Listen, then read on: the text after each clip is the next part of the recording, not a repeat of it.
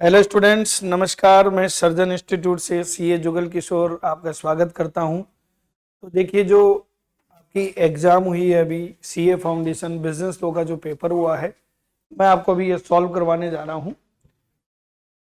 तो देखिए, ये आपका बिजनेस लॉ का जो पेपर है 100 मार्क्स का पूरा सब्जेक्टिव आता है। सीए फाउंडेशन में अगर कोई सब्जेक्ट जो आपको स्ट्रेस में ला सकती है तो वो सिर्फ कौन सी है, बिजनेस लॉ। क्योंकि एक तो इसमें आपको लिखना होता है और प्लस आज की डेट में ये जो टॉपिक्स हैं ये इस तरीके के आने लग गए हैं कि केस स्टडी बेस्ड क्वेश्चन है। चलो स्टार्ट करते हैं। क्वेश्चन नंबर 1 देखिए, टोटल 6 क्वेश्चन आते हैं और आपको पहला क्वेश्चन मैंडेटरी होता है, आपको सबको मालूम है, और 5 में से कोई भी 4 करने होते हैं। चलो पहला क्वेश्चन बच्चों देखो, मेरे साथ साथ पढ़ते रहना। पहले मैं आपको क्वेश्चन पढ़ा रहा हूं, फिर आपको इसके पूरे आंसर स्टडी मटेरियल से बताऊंगा कि कहाँ क्या लाइन दी हुई है और कैसे हमको उसके आंसर देने थे। थोड़ा समय लगेगा अपने वाले टॉपिक में, लेकिन स्टडी मटेरियल के साथ मैं आपको कंटेंट समझाऊंगा। देखो पहला क्वेश्चन, आपको एक बात तो सबसे पहले ये देखनी है कि सामने मार्क्स कितने हैं। सामने मार्क्स कितने हैं सर, ये क्यों देखनी है, इससे क्या हो जाएगा, इससे क्या हो जाएगा वो मैं आपको बताने जा रहा हूं। ठीक है, देखो मार्क्स कहीं ना कहीं लिखने का आधार है, मार्क्स कहीं ना कहीं लिखने का एक बेस है। अगर 7 मार्क्स का है तो जाहिर सी बात है कि इस केस स्टडी का केवल मात्र नाम लिख देने से, इस केस स्टडी का केवल मात्र सीधे सीधे आंसर देने से आपको मार्क्स नहीं मिलने वाले। मिल जाएंगे पर 1 या 2 मिल जाएंगे। आपको बहुत अच्छे मार्क्स लेने हैं, 7 मार्क्स लेने हैं, तो आपको प्रोविजन लिखने पड़ेंगे और पूरा समझना पड़ेगा। और जाहिर सी बात, अगर 7 मार्क्स का है तो एक पर्टिकुलर टॉपिक तो पूछा नहीं होगा, 2 या 3 को मर्ज करके पूछा होगा। तो ये क्वेश्चन इस तरीके का बड़ा शानदार क्वेश्चन आया और ये नॉर्मल रूटीन का क्वेश्चन है जो हम जीवन में देखते हैं, ऐसा होता है। देखो क्वेश्चन पढ़ते हैं। Bright scholars is a prestigious school इन दिल्ली। मैं थोड़ा क्वेश्चन फास्ट पढ़ देता हूं क्योंकि पूरा पेपर सोल्व कराना है, टाइम लिमिटेड रहता है। कि साहब, दिल्ली की एक बहुत ही नामी स्कूल है, इस स्कूल ने ऑनलाइन एप्लीकेशन इनवाइट की। अब यहां से हम स्टार्ट करते हैं लिखना। सबसे पहला बच्चों ये क्या हो गया, इनविटेशन टू ऑफर। ये क्या हो गया, इनविटेशन टू ऑफर। तो अब जब भी आंसर लिखें आपको सबसे पहले इनविटेशन टू ऑफर के ऊपर 2 बात लिखनी है, क्योंकि 7 मार्क्स का है। अगर कम का होता तो मैं इतनी बातें नहीं करता। इन्होंने ऑनलाइन एप्लीकेशन इनवाइट की। आजकल मोड ऑनलाइन ऑफलाइन उससे कोई फर्क नहीं पड़ता, क्योंकि ऑफर रिटर्न ओरल कैसे भी हो सकता है। 100 सीट्स थी, उसके लिए एलिजिबल स्टूडेंट से उन्होंने ऑनलाइन एप्लीकेशन इनवाइट की है। स्कूल ने बाकायदा indicated in the application form, ये इंडिकेटेड लिख दिया था कि हम एक प्रोविजनली सिलेक्टेड स्टूडेंट्स की लिस्ट बना के देंगे।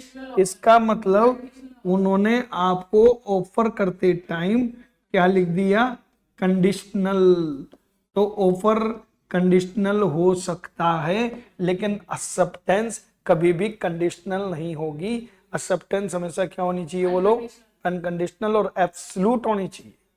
और ये सेक्शन में आपने पढ़ा था।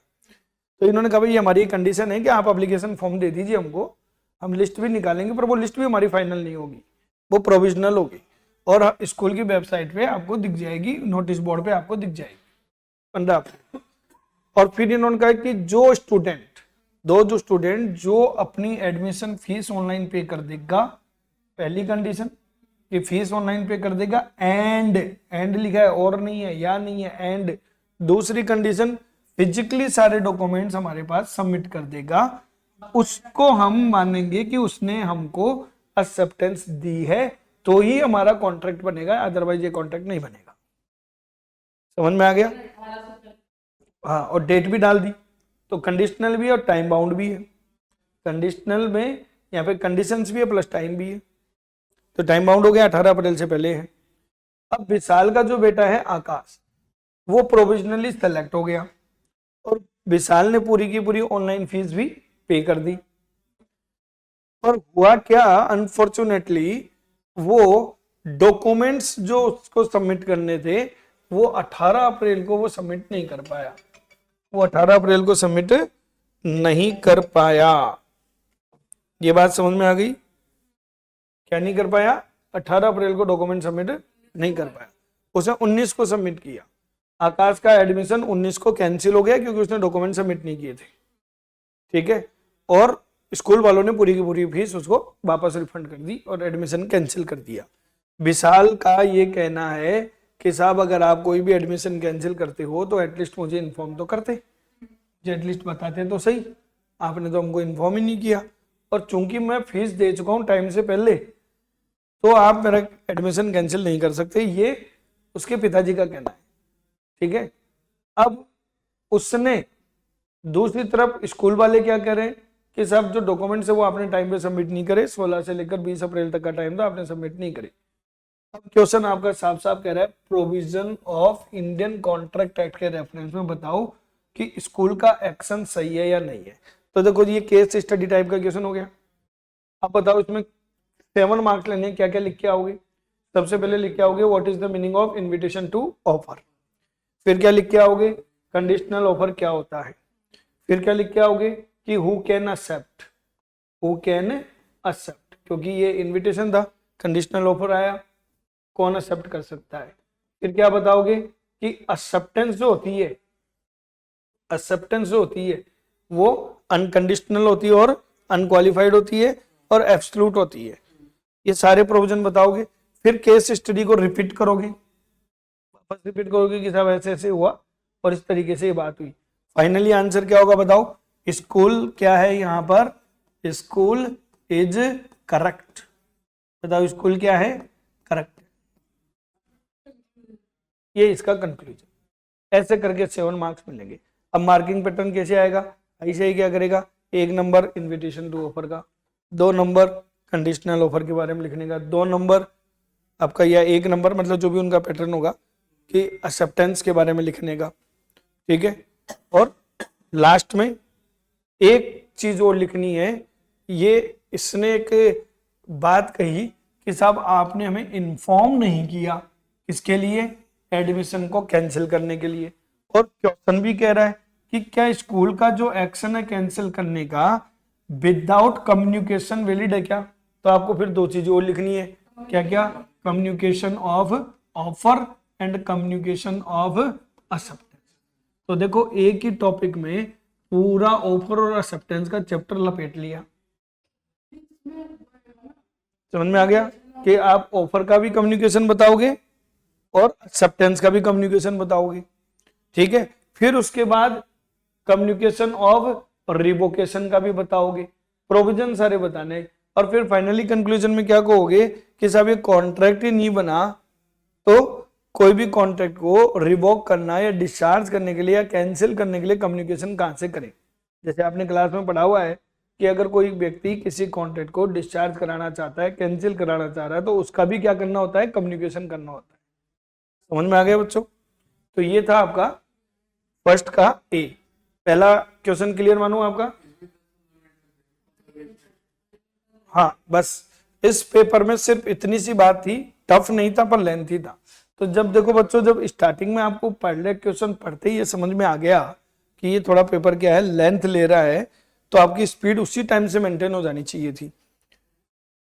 और आप क्या है कि एक ह्यूमन बीइंग एरर जो होती है वो क्या करते हो आप लोग, पहले वाले में बड़े मजे मजे से लिखते रहते हैं, जमा जमा के राइटिंग ये वो, और बाद में सारी राइटिंग की धज्जियां उड़ा देते हो और स्पीड खींचते हो, तो वो मिस प्लानिंग कहलाती है ये। चलो सब नेक्स्ट चलते हैं, पहले का बी। इस क्वेश्चन को समझना, हालांकि ये कंपनी से रिलेटेड है पर आप कर सकते हो, बहुत आसान सा क्वेश्चन है, पढ़ा हुआ आप सबका। देखो क्या लिखा हुआ है, प्रसाद इनकॉर्पोरेटेड एंड ओपीसी। ओपीसी जानते हो, 1% कंपनी। यहां पर भी बच्चों ध्यान दें कितने मार्क्स का है? 7 मार्क्स का है। अब प्रॉब्लम बच्चों के साथ क्या है, वो बिना मार्क्स को देखे और कुछ भी लिखना शुरू कर देते हैं। देखो बड़े बड़े क्वेश्चन भी आएंगे आगे, 2-2 मार्क्स के आएंगे, मैं वहां सीधा कंक्लूजन बताऊंगा, मैं ज्यादा प्रोविजन की बातें करूंगा ही नहीं। पर ये 7 मार्क्स का है। प्रोविजन लिखे या फिर कंक्लूजन लिखे, ये मैं बताऊंगा आपको। अभी क्वेश्चन आएगा, पूरा पेपर इसीलिए करा रहा हूँ आज, मेरा मकसद ये पेपर कराने का, मैं बताऊंगा आपको। तो देखो Prasad incorporated an OPC to run his new startup in May 2021। Prasad ने मई 2021 में एक नया स्टार्टअप खोला ओपीसी। अब ओपीसी का मतलब होता है 1% कंपनी, ठीक है। अब क्या हुआ, ओपीसी ने लॉन्ग टर्म फंड बोरो करे 50 लाख रुपए, ठीक है। क्यों? अपना काम करने के लिए। और 25 लाख की ले ली लिमिट, यानी कि टर्म लोन ले लिया उसने 50 लाख का और सीसी लिमिट ले ली 25 लाख की, क्योंकि उसको काम करना था, है ना। काम करने के लिए उसने पैसा किससे लिया? एनबीएफसी से ले लिया, नॉन बैंकिंग फाइनेंस कंपनी से। और ये अक्टूबर में ले लिया। देखो मई में कंपनी रजिस्टर्ड करी, अक्टूबर में पैसा ले लिया। एनबीएफसी होती है जो बैंक नहीं है पर बैंक के इक्विवेलेंट है, मतलब जिनका काम सिर्फ क्या होता है, लोन देना और लेना। पर वहाँ पे चेकबुक अकाउंटिंग ये सब नहीं होती। हाँ, इंटरेस्ट रेट ज्यादा होता है, बिना प्रॉपर्टी के लोन देते थे। तो क्या हो रहा है, सब कुछ रनिंग हार्डशिप आई और कुछ गवर्नमेंट की पॉलिसीज आई जहाँ ओपीसी क्या है, अपना बिजनेस ढंग से नहीं कर पाया और वो फिर लोन का पैसा नहीं चुका पाया, मतलब वो फेल हो गया। कुल मिला के शॉर्टकट में क्वेश्चन ये है कि आपने कोई बिजनेस शुरू किया ओपीसी बनाकर, ओपीसी ने लोन लिए और फिर आप लोन चुका नहीं पाए, नहीं चुका पाए तो फिर कोर्ट कचहरी स्टार्ट। तो यहाँ क्या हुआ कि कंपनी की असेट्स सारी बेच दे तो भी वो पैसा इतना था ही नहीं कि वो लोन को पे कर पाए, ठीक है। इसका मतलब इंसॉल्वेंसी शुरू, कि कंपनी इंसॉल्वेंट हो गई। अब यहाँ पर क्या है, कंपनी एक्ट 2013 के अकॉर्डिंग आपको बताना है, according to provision of company act 2013, ये आपको बताना है कि जो प्रसाद है क्या वो लायबल है पे करने के लिए in the following circumstance. Question समझ में आ गया? पहला question, if the NBFC proceed against the personal assets of Prasad only on ground. NBFC क्या करी है, सब कंपनी के असेट्स हमने बेची दी, उससे जितना रिकवर हुआ वो तो कर ही लिया। अब प्रसाद की हम पर्सनल असेट्स और बेचेंगे, और ये कहते हुए कि साहब ये अकेला शेयर होल्डर है क्योंकि ओपीसी है, इसे वो लाइबल है पूरे के पूरे डेट को चुकाने के लिए। ये तो बात कही किसने? एनबीएफसी का लॉजिक, पहला क्वेश्चन। दूसरा क्वेश्चन, अगर एनबीएफसी प्रूव कर दें कि 1% कंपनी जो है वो फ्रॉड और चीटिंग के लिए फॉर्म की गई है, तो आपका आंसर क्या होगा? देखो बच्चों, इन्होंने पहले समझो, आपको जब भी इस टाइप का क्वेश्चन आए, 7 मार्क्स का क्वेश्चन है, तो आपको हिंट क्या दे रहे हैं, क्या कहना चाह रहे हैं, ये ओपीसी के बारे में जानना चाह रहे हैं।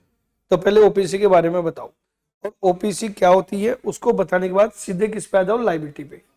अब देखो कैसे आंसर देते हैं, मैं आपको थोड़ा आपको स्टडी मटेरियल से दिखाता हूँ।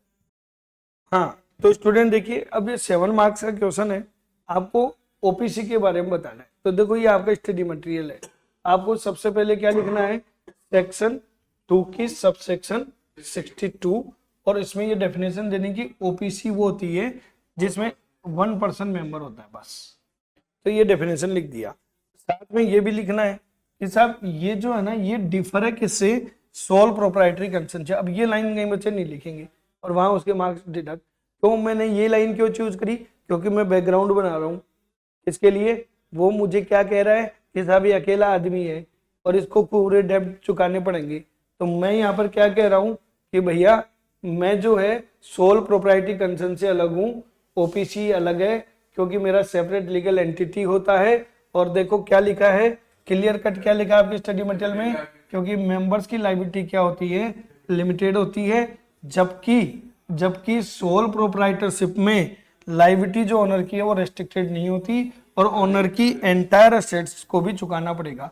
इस लाइन को उठा के इन्होंने क्वेश्चन बना दिया।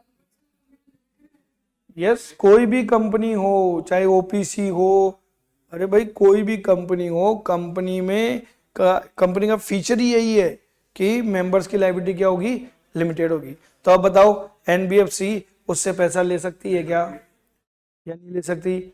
नहीं ले सकती, क्योंकि उसने क्या बनाई है, कंपनी। ये सोल प्रोप्राइटरशिप फॉर्म नहीं है, आप उससे पैसा नहीं ले सकते।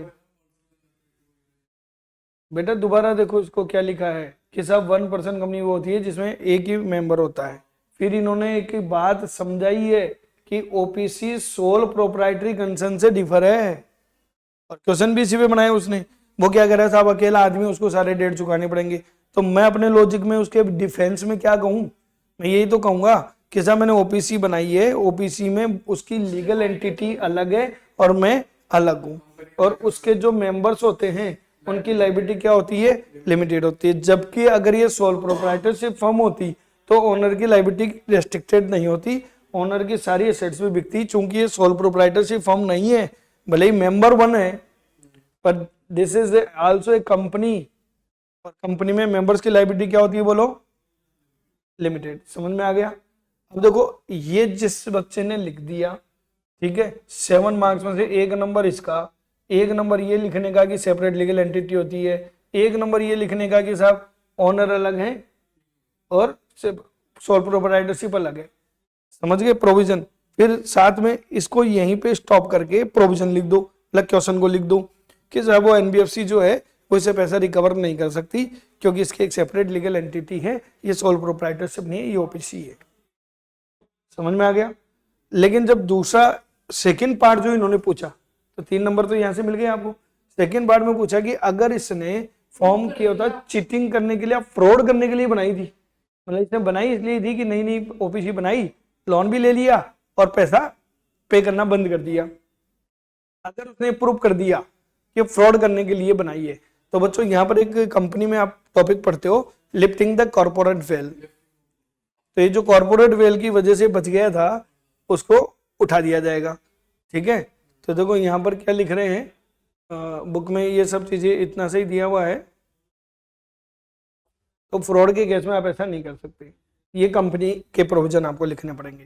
तो बोलो ए और बी दोनों क्लियर है? हाँ, नहीं, लिफ्टिंग द कॉर्पोरेट वेल, जो कंपनी का मॉड्यूल देखोगे ना, दिखाऊं आपको, चलो वो भी बता देता हूं। मैं पूरा उस मोड में नहीं था बताने के आपके, लेकिन कोई बात नहीं, आप बोल रहे हो तो बता देता हूं। देखो ये कॉर्पोरेट वेल को समझाओगे, सोलोमन का केस लिखोगे, ठीक है, और फिर इसके एक्सेप्शन लिखोगे, लिफ्टिंग ऑफ कॉर्पोरेट वेल, और फिर इसमें ये वाला पॉइंट लिखोगे। कौन सा वाला? पॉइंट नंबर 5, क्या कि कंपनी फॉर्म फॉर फ्रॉड और इम्पोर्ट फॉर कंडक्ट, और गिलफोर्ड मोटर का केस लिखोगे। इतना काम करोगे तो आपको 7 मार्क्स मिलेंगे। अब आपको समझ में आ रहा है ना कि हम कहाँ डिफिट होते हैं, हम कहाँ मार्क्स नहीं ले पाते। बच्चे क्या करते हैं, इमोशनल होके बस उसका आंसर दे देते हैं। अरे आंसर तो कोई भी दे देगा, आंसर तो कोई भी दे देगा, आंसर से मार्क्स थोड़ी मिलेंगे, आपको लिख के आना है। ये ऑब्जेक्टिव थोड़ी है, सब्जेक्टिव है। 7 मार्क्स है भाई, 7 मार्क्स नहीं होते तो मैं कहता कि चलो ठीक है थोड़ा बहुत समझाया और आंसर दे दिया। चलिए नेक्स्ट 3rd नंबर क्वेश्चन, अब इसको समझो।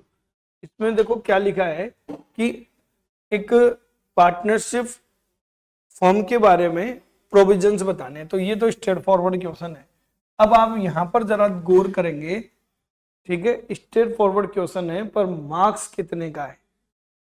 2 नंबर का है ये वाला, 4 नंबर तो जाहिर सी बात है 2 और 2, 2 और 2, ऐसे करके 6 मार्क्स का क्वेश्चन। पहला क्वेश्चन 20 मार्क्स का आता है, इसलिए पहले में थोड़ा मन से तबियत से लिख के आओ, पूरे प्रोविजन लिख के आओ। अब ये चूंकि पार्टनरशिप फर्म का है, अब देखो कहां से उठाना है, कैसे लिखना है, वो मैं समझा रहा हूं। ये कह रहे हैं कि क्या एक पार्टनर बिना किसी अदर पार्टनर की कंसेंट के इंट्रोड्यूस हो सकता है? ये सबको मालूम है कि पार्टनरशिप फॉर्म में with the consent of all partners he introduce हो सकता है, वो हो ही नहीं सकता।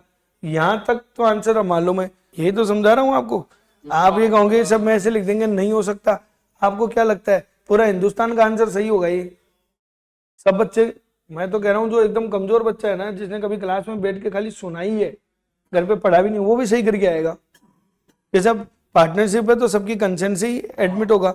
लेकिन आगे देखो तो सही क्वेश्चन क्या पूछ रहा है, आगे तो देखोगे क्या कह रहा है। इफ यस, अगर हाँ, अगर है इसका मतलब कोई ना कोई सिचुएशन है तो उसकी प्रोसीजर बताओ, और अगर आपका आंसर नहीं है तो फिर बताओ कि वो अपना शेयर पार्टनरशिप में कैसे ट्रांसफर कर सकता है। तो 1 5 2 को, इसमें दो क्वेश्चन है। कितने क्वेश्चन है? 2, और कितने मार्क्स का है? इससे ज्यादा डिटेल में नहीं जाना। इससे पहले में जिसने भी बच्चों ने लिखा ना कि सब बिना कंसेंट के नहीं हो सकता, उसको 1 नंबर मिल जाएगा। तो इसमें सबके 1 नंबर आएगा ही मान लेना, ठीक है। अब आप कहोगे नहीं हो सकता, नहीं, अब आप सेक्शन की कोई खास बात नहीं है। वैसे तो जहां भी बोलते हैं ना with the reference to provision, तो आपको लिखना जरूरी होता है, पर आप नहीं भी लिखते हो तो चलता है। अब देखो आगे क्या कह रहे हैं, 1 नंबर इसमें मिल गया, फिर आगे कह रहा है if no in what manner A partner can transfer his share in partnership, कि वो पार्टनरशिप में कैसे वो अपना शेयर ट्रांसफर कर सकता है। अब देखो कैसे लिखोगे, तो देखो बच्चों ये आंसर कैसे देते, ये आपका स्टडी मटेरियल देखो। पार्टनरशिप फॉर्म का सेक्शन कौन सा लग रहा है, 31। क्या लिखा हुआ है, इंट्रोडक्शन ऑफ ए पार्टनर, एक नए पार्टनर को इंट्रोड्यूस करना।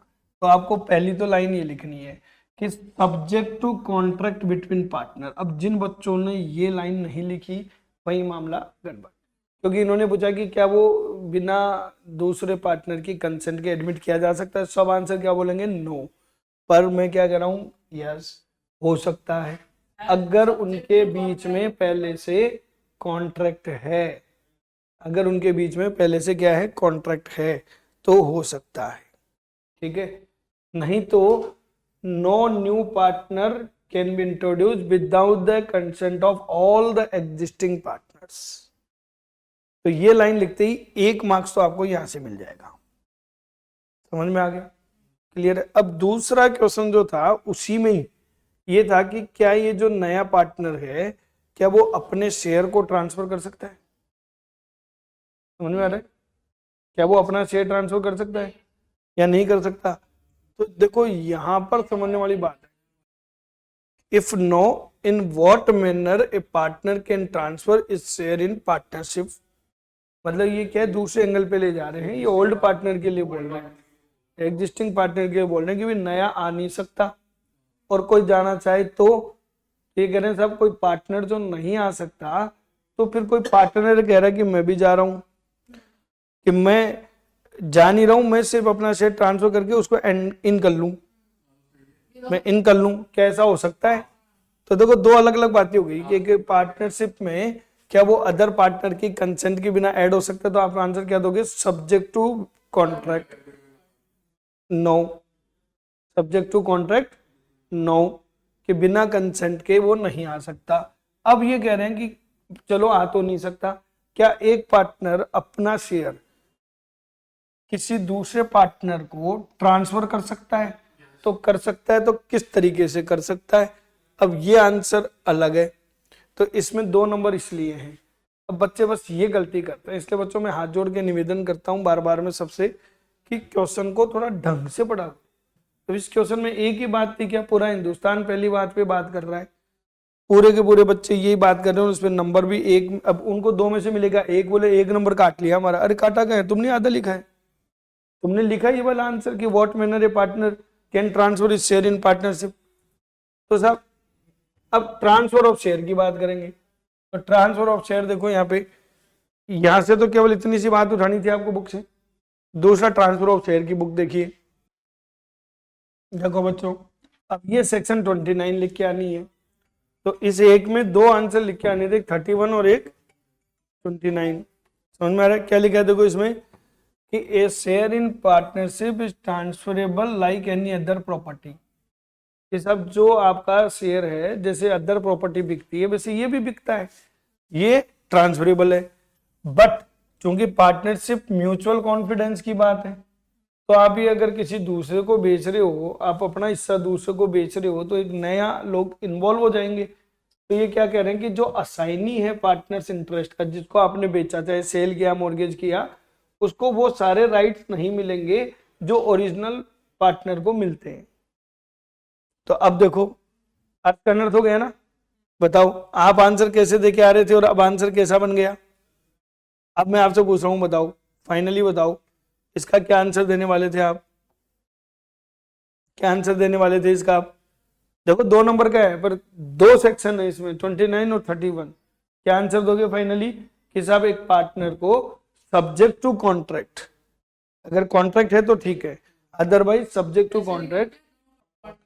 यस बस बिल्कुल ऐसा लिख सकते हो कि a partner can not be introduce without the consent of other partner but can be introduce if already there is a contract या सब्जेक्ट टू कॉन्ट्रैक्ट।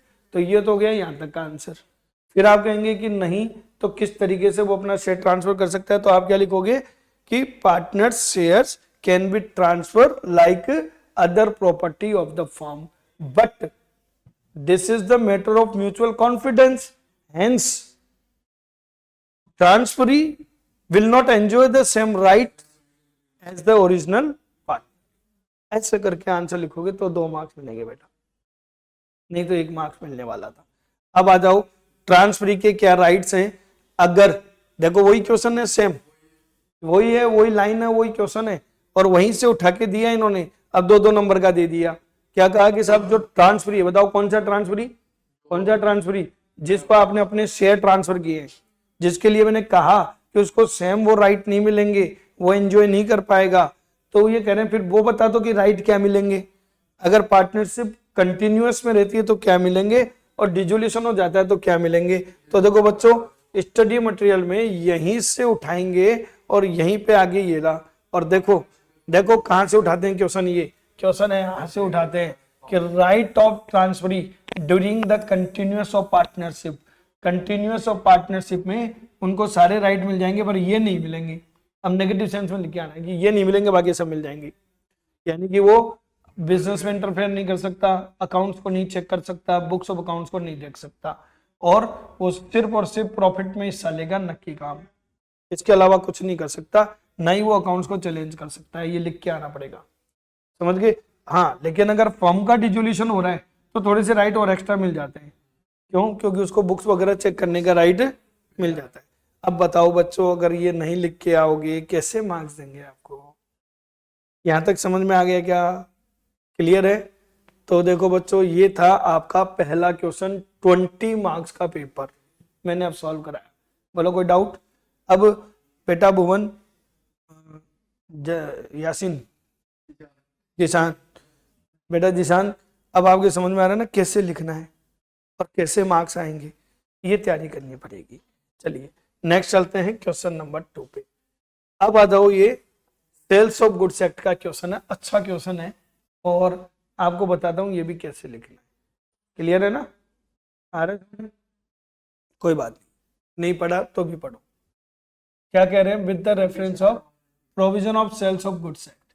ये कह रहा है सेल्स ऑफ गुड्स एक्ट के प्रोविजन को देखते हुए आपको, अब देखो बच्चे यहां नहीं पढ़ेंगे, पहली गलती बच्चे यहां कर देंगे कि साहब इन्होंने क्वेश्चन में पूछा है कि कंडीशन और वारंटी में क्या डिफरेंस है।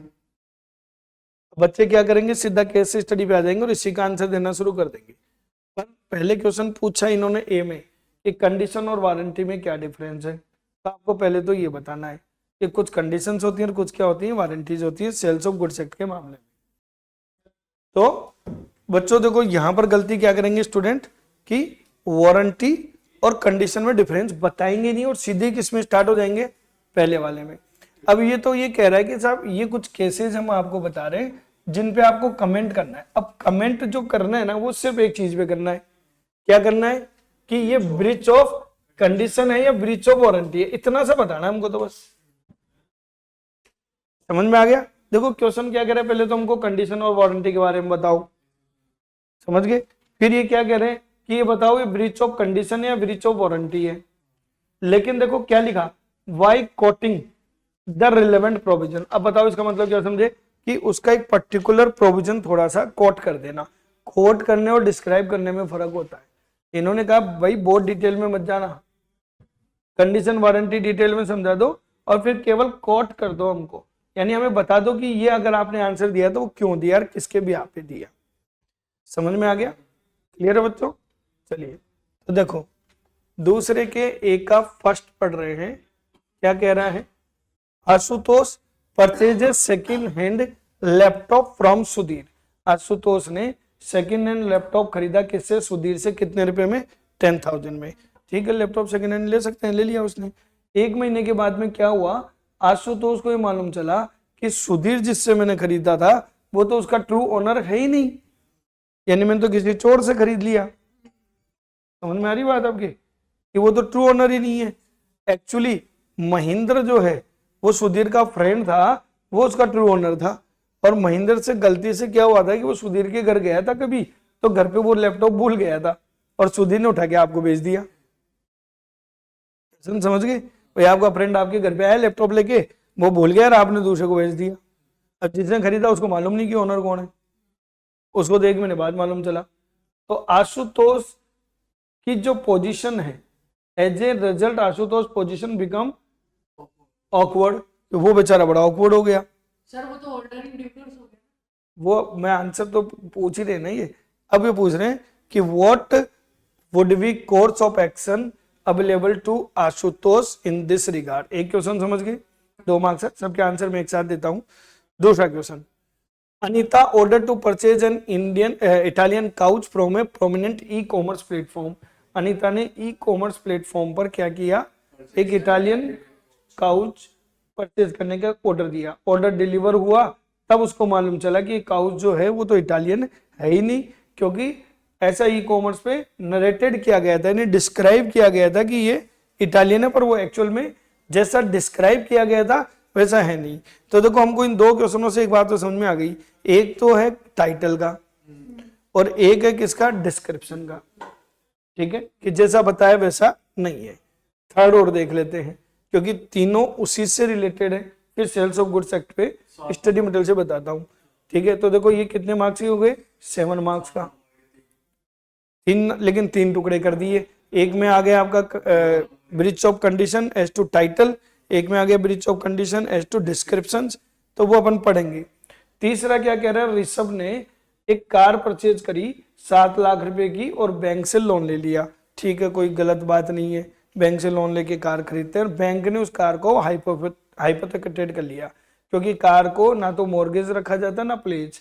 हाइपोथेकेशन में क्या होता है, कार आप चलाओगे, रजिस्ट्री भी आपके पास होती है, बस उस पर एक लीन लग जाता है एक तरीके का। अब चूंकि मेडिकल कुछ इमरजेंसी आई तो ऋषभ ने कुछ एक और लोन ले लिया अपने फ्रेंड सुधीर से। कितने रुपए का, 5 लाख रुपए का। अब वो उसने क्या किया, on the basis of security of his car, और वही कार संदीप के पास भी सिक्योरिटी के तौर पे रख दी, जबकि वो तो ऑलरेडी क्या था, अरे भाई कार का लोन किससे लिया था, बैंक से। उसी कार के ऊपर एक बार और लोन ले लिया, और वो किससे ले लिया, संदीप से। और संदीप को कह रहा है भाई ये कार की सिक्योरिटी तेरे पास है, टेंशन मत ले। लेकिन जब ऋषभ संदीप को ये मालूम चला कि यार बैंक से भी लोन ले रखा इसने, तो ऋषभ ने मना कर दिया कि मैं तेरे को लोन का पेमेंट भी नहीं करूंगा, भाग जा। समझ में आ गया। तो संदीप क्या करे, तो संदीप क्या करे, 3 चीजें समझ में आ गई। अब कैसे पढ़ना है, कहां से आंसर लेना है। देखो बच्चों, इस क्वेश्चन का आंसर कैसे देंगे ये समझा रहा हूं मैं आपको कि किस तरीके से आपको इसका आंसर देना चाहिए। साफ साफ आपकी स्टडी मटेरियल में यूनिट 2 है कंडीशन एंड वारंटी, और क्वेश्चन आया कि इन दोनों के बीच में हमको डिफरेंस बता दो कि कंडीशन और वारंटी क्या है। ठीक है, यहां पर देखो कंडीशन वारंटी दोनों को यहाँ पे समझाया गया है। ये लो, तो पहली तो आपको सेक्शन 12 की पूरी ये लाइन लिखनी है, कंडीशन एंड वारंटी। पहले तो आपको आंसर देने से पहले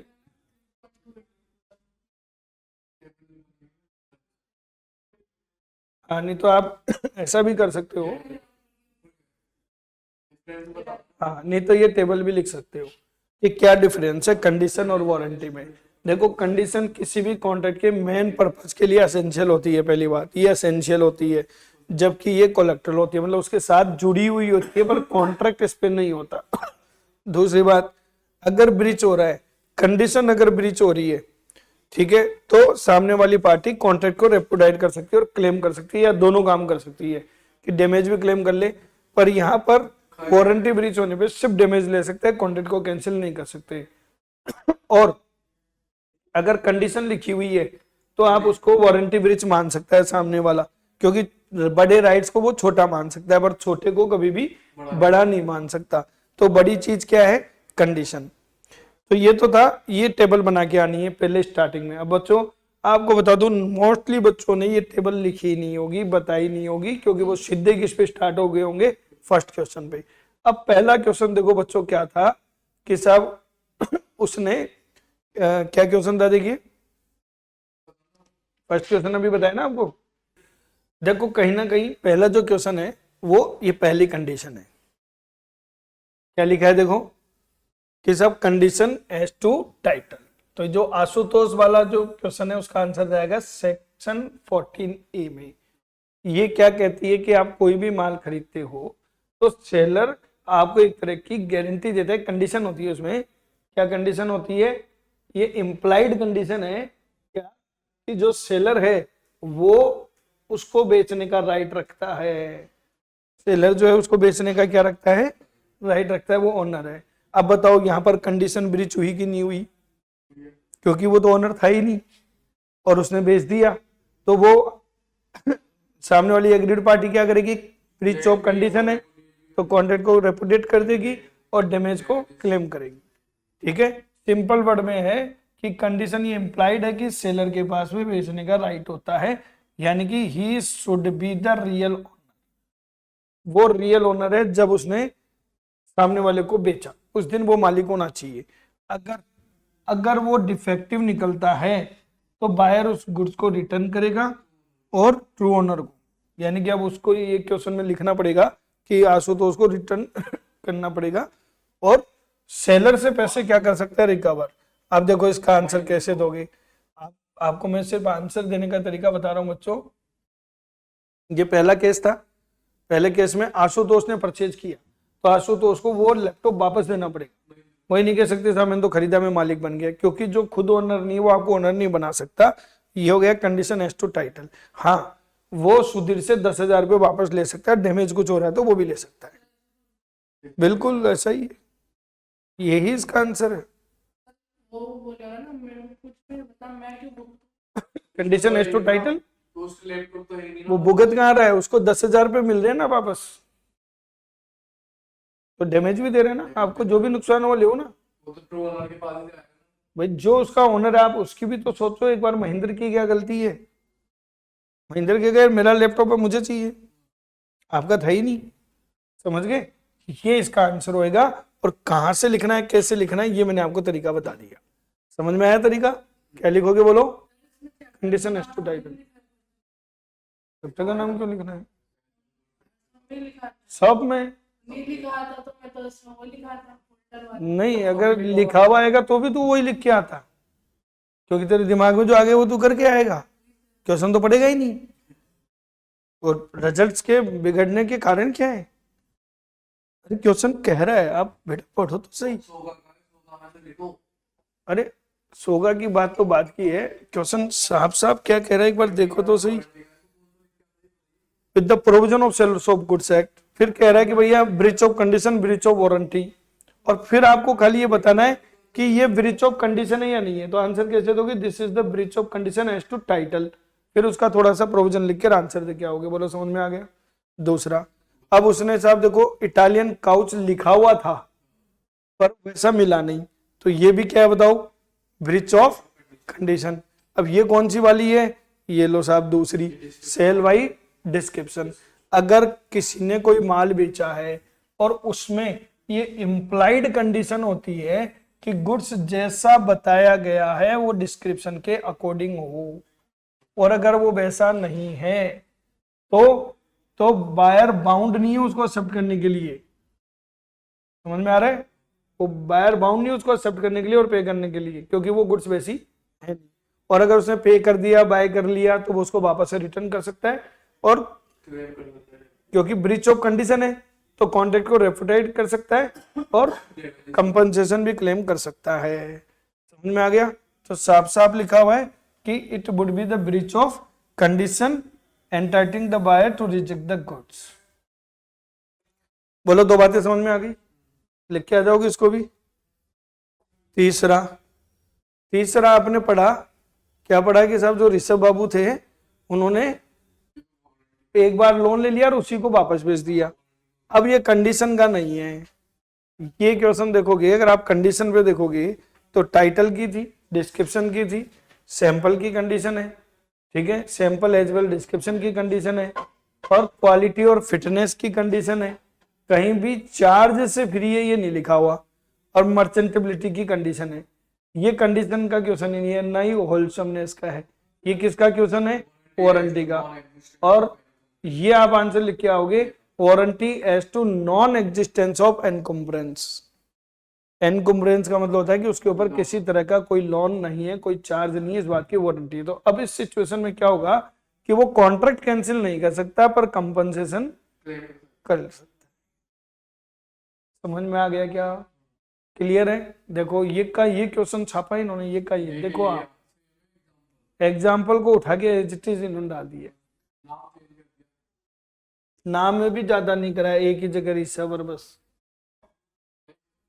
थोड़ा बहुत तो करेंगे ही। बोलो समझ में आ गया? तो ऐसे करके 3 आंसर दोगे तो आपका ए पोर्शन करेक्ट होगा। अब देखो मजेदार बात, इसकी बात करते हैं। चलो सेकंड ऑप्शन पे आते हैं। What do you mean by common seal? Common seal से आप क्या समझते हैं? कॉमन सील से आप क्या समझते हैं? क्या ये नेसेसरी है? अब देखो दो दो बस ये ध्यान रखो बच्चा, ध्यान रखना भुवन, किस तरीके से आपको तैयारी करनी है। आप क्वेश्चन को ऐसे पढ़ोगे, ये हो गया एक क्वेश्चन, ये हो गया एक क्वेश्चन, 3 नंबर का है ना, ये हो गया एक कि कॉमन सील क्या है। फिर दूसरा लिखा है इन्होंने, क्या ये नेसेसरी है कि कॉमन सील हो? तो इसका मतलब 1 मार्क्स का ये हो गया और 2 मार्क्स का ये हो गया, ठीक है, 1 मार्क्स का ये हो गया, 2 मार्क्स का ये हो गया। अब यहाँ देखो कॉमन सील जो होती है वो कंपनी की ऑफिशियल सिग्नेचर होती है। ऑप्शन लगती है। हाँ, सुनो तो सही, अरे सुनो पहले पूरी बात सुनो बेटा। और ये कॉमन सील समझाने की, कॉमन सील क्या है? ऑफिशियल सिग्नेचर होती है। हमको खाली मीनिंग समझा रहे हैं अभी। फिर ये पूछ रहे हैं कि क्या ये नेसेसरी है, तो आप कहोगे नहीं, क्योंकि ये पहले कोई टाइम में मैंडेटरी हुआ करती थी, अभी क्या हो गई? ऑप्शनल। अब देखो ये बात भुवन को मालूम है और ये लिख के आने पे आपको 1 नंबर मिलेंगे 3 में से, यहां से ऐसे लिख के आओगे। अब देखो कॉमन सील में मैंने क्या कहा था आपको कि ये क्या है? ऑफिशियल सिग्नेचर, ये कीवर्ड हो गया। कॉमन सील क्या है? एक ऑफिशियल सिग्नेचर है। अच्छा, जरूरत क्यों पड़ गई? क्योंकि देखो आपके तो हाथ पैर हैं तो आप साइन कर दोगे, कंपनी कैसे साइन करेगी, ठीक है, लेकिन यह फिक्स की जाती है ऑफिसर्स के द्वारा, एम्प्लॉय के द्वारा, किसके ऊपर? सारे डॉक्यूमेंट्स के ऊपर। एक तरीके से ये सील यूज की जाती है कॉर्पोरेशन पे as a symbol of its. इतनी बातें लिखोगे तब तो मिलेगा आपको कॉमन सील का मीनिंग। फिर ये मैंडेटरी है नहीं है तो आप अमेंडमेंट एक्ट 2015 लिख के आओगे, जिसमें ये जो वर्ड था ये लाइन लिखनी है, एंड ए कॉमन सील। ये जो वर्ड था इसको इन्होंने अल्टरनेटिव में डाल दिया, यानी कि opt not to have a common seal. Common seal नहीं है तो भी चलेगा, ठीक है। अगर वो कॉमन सील ऑप्ट करते हैं और लगाते हैं तो यहाँ पे इन्होंने लिखा है कि अगर कंपनी के पास कॉमन सील नहीं है, कॉमन सील है तो ठीक है, अगर कॉमन सील नहीं है तो 2 डायरेक्टर के साइन होंगे और कंपनी सेक्रेटरी के साइन होंगे, अगर कंपनी ने कंपनी सेक्रेटरी अपॉइंट कर रखे तो ये बात लिखनी है आपको। बोलो क्लियर है? आगे समझ में? तो अब आप इसका देखो मार्क्स भी देखोगे, कितने मार्क्स का था? 3 मार्क्स का, इसलिए इतनी बात लिखी, ठीक है। अब नेक्स्ट आ जाओ, 4 मार्क्स का क्या लिखा है? कंपनी लिमिटेड बाय शेयर और company limited by guarantee same है क्या? तो देखो यहाँ क्या होता है, बच्चे क्या करेंगे, दोनों को लिखना शुरू कर देंगे, नहीं इसमें भी 2 क्वेश्चन है, ऐसे समझा करो आप क्या कि क्या ये सेम है क्या? तो पहले तो इसका आंसर दोगे नो, फिर दोनों सेम है नहीं है। अगर नहीं है साहब कह रहे हैं ना, तो फिर इन्होंने साहब कहा कितने डिफरेंस बताने हैं? 4। आप इसका आंसर कहां से दोगे, कैसे दोगे? देखो बच्चों, ये आपका टाइप्स ऑफ कंपनी का लिख सकते हो। लैंग्वेज मायने नहीं रखती, मैं आपको फिर बता रहा हूँ। ये लो देखो, ये कंपनी लिमिटेड बाय शेयर, ये कंपनी लिमिटेड बाय गारंटी। नहीं आप लिखो, लेकिन बच्चों लैंग्वेज खुद की लिखो, कोई दिक्कत नहीं है, पर कंटेंट आप लैंग्वेज की दिक्कत थोड़ी हो रही है। आप देखो सेल ऑफ गुड्स के प्रोविजन पूछ रहे थे, तो होल्डर ड्यू कोर्स की बातें कर रहा था, वो पूछ रहे हैं कुछ और, तुम लिख रहे हो कुछ और। वो कंडीशन एज टू टाइटल का पूछ रहे थे, तुम होल्डर ड्यू कोर्स की बात कर रहे थे, तो नंबर 0 आएंगे। आपकी लैंग्वेज से कोई ज्यादा फर्क नहीं पड़ता। अब देखो ये दोनों टॉपिक है, इनमें से आप लिख सकते हो ना। क्या लिखोगे कि साहब लिमिटेड बाय शेयर की सेक्शन 222, लिमिटेड बाय गारंटी की सेक्शन 221। लिमिटेड बाय शेयर का मतलब क्या होता है कि कंपनी के मेंबर्स की जो लायबिलिटी है वो कहां तक है? अनपेड शेयर तक लिमिटेड है, लिमिटेड बाय इट्स एमओए, और यहाँ पर गारंटी तक लिमिटेड है। समझ में आ रही है बात? लिख दोगे इसको? तो इस तरीके से आपको ये करना रहेगा। चलिए नेक्स्ट चलते हैं, क्योंकि ये स्ट्रेट फॉरवर्ड थे, इसमें मेरे को कुछ समझाने की जरूरत भी नहीं है, 4 आंसर लिखने। आगे चलते हैं। नेक्स्ट क्वेश्चन आ जाओ। किसकी बात कर रहे हैं ये? एलएलपी की। अब देखो ये भी स्ट्रेट फॉरवर्ड क्वेश्चन है, समझाने की मुझे कोई जरूरत है नहीं। क्या कह रहे हैं? बस मैं क्वेश्चन कैसे आंसर देना वो समझा रहा हूँ कि साहब एलएलपी में जो रजिस्टर्ड ऑफिस के प्रोविजन है, provision with respect to registered office, एक क्वेश्चन ये बन गया क्योंकि 4 नंबर का है। तो फिर इन्होंने एक पूछा क्या उसमें चेंज भी किया जा सकता है, 2, और फिर पूछा कि अगर इन प्रोविजंस की कंप्लाइंस नहीं की जाए तो क्या होगा। तो देखो 3 क्वेश्चन है इसमें। आपको क्वेश्चन पेपर कैसे पढ़ना है समझ में आ रहा है ना? तुम लोग अगर ये गलती करोगे तो दिक्कत है। समझ में आ रहा है सबके? पहला क्या लिखोगे बोलो? रजिस्टर्ड ऑफिस के प्रोविजंस। दूसरा क्या लिखोगे? उसको चेंज कर सकते हैं क्या? और तीसरा अगर इन प्रोविजन की कंप्लाइंस नहीं करी तो क्या होगा। अब देखो कैसे आंसर होता है, दिखाता हूं। देखो बच्चों, ये आपसे सीधे सीधे सेक्शंस पूछ रहे हैं। ये देखो साफ साफ लिखा हुआ है, registered office of LLP and change, है ना? सेक्शन 13 और चेंज का पूछा उन्होंने। तो आप ये कहेंगे कि प्रत्येक एलएलपी का एक रजिस्टर्ड ऑफिस होना चाहिए जहां पर सारे कम्युनिकेशन आएंगे जाएंगे। ये एक पॉइंट हो गया, ठीक है। 4 नंबर का क्वेश्चन था, 4 पॉइंट के 4 नंबर है। 4 नंबर सारा इसी को घुमा घुमा के पूछ लिया। ये कॉन्ट्रावेंशन का आ गया, ठीक है। अगर चेंज कर रहे हैं तो ये इसकी प्रोसीजर हो गई दोनों। तो एक एक मार्क्स का पहला ये कह दिया रजिस्टर ऑफिस जहाँ होती है, जो होता है वो क्या होता है, एक ऐसा जगह होती है जहाँ पे सारे कम्युनिकेशन नोटिस वगैरह आएंगे। फिर डॉक्यूमेंट जो है वो आपको क्या करने हैं, या तो पोस्ट के थ्रू भेजोगे, ठीक है। किसको भेजना है साहब? रजिस्टर्ड ऑफिस में आएंगे सारे के सारे डॉक्यूमेंट्स। एलएलपी के जितने भी डॉक्यूमेंट्स आएंगे कोरियर वोरियर शिप से कहाँ पे आएंगे? रजिस्टर्ड ऑफिस पे। ये तो गया इसका मीनिंग, ठीक है। फिर ये आ गया चेंज। अगर चेंज करना चाहते हो कर सकते हो उस मैनर में और उस तरीके से जो प्रिस्क्राइब्ड है। लिखा कुछ भी नहीं है बस, क्योंकि एलएलपी एक्ट के साथ रूल्स भी पढ़ने पड़ते हैं, आपकी बुक में रूल्स है नहीं, आपको भी लिखना है जो प्रिस्क्राइब्ड है। और अगर कोई भी इसका कॉन्ट्राडिक्शन करता है तो ये पेनल्टी लिख के आनी है, 500 रुपये ईच डे, मैक्सिमम कितनी? 50 लाख। किसके ऊपर लगेगी? पार्टनर के ऊपर भी और एलएलपी पे भी, सब पे लगेगी। अब एक एक मार्क्स 1 1 1 1 और ऐसे करके 4 मार्क्स आपको मिलने वाले। बोलो समझ में आ गया? यहां तक का क्लियर मानूं? तो ये देखो इसके साथ मैंने आपको कितने क्वेश्चन करा दिए? 2। अब आ जाओ तीसरा क्वेश्चन। रमेश एक सप्लायर है फ्रूट और वेजिटेबल का, किसमें? आजादपुर मंडी दिल्ली में, ठीक है। क्वेश्चन को समझते जाना। उसको अपना बिजनेस बढ़ाना था, तो उसने सुरेश को और महेश को, जो उसके कॉलेज के फ्रेंड थे, उसको इनवाइट किया कि यार मेरा अच्छा काम चल रहा है, मैं बिजनेस बढ़ाना चाह रहा हूँ, तुम पैसे लगाना चाहो तो लगा दो। तो दोनों ने, दोस्त थे दोनों, एग्री हो गए। उन्होंने कंडीशन रख दी कि भाई देख हम ना तेरा प्रॉफिट में 1/3 रेशियो लेंगे, यानी 33.33%। या फिर या लिखा है, या एंड मत पढ़ लेना, या तो हम प्रॉफिट में हिस्सा लेंगे या फिर तू हमको इंटरेस्ट पर क्या करेगा, कैपिटल पर इंटरेस्ट देगा 12% से, जो वो लेके आ रहे हैं। दोनों में से जो भी हाई होगा वो काम होगा, या तो तू कैपिटल 12% वो दे देना या प्रॉफिट का 1/3 दे देना, ठीक है। और साथ में कंडीशन और डाल दी कि they will not share losses, अगर कुछ हुआ तो वो लॉस को शेयर नहीं करेंगे, ठीक है। अब रमेश एग्री हो गया कि ठीक है चलो डन है, सारी बातें डन है, और उन्होंने एक पार्टनरशिप एग्रीमेंट बना लिया। अब क्वेश्चन सिंपल सा है कि बताओ ये पार्टनरशिप है या नहीं है?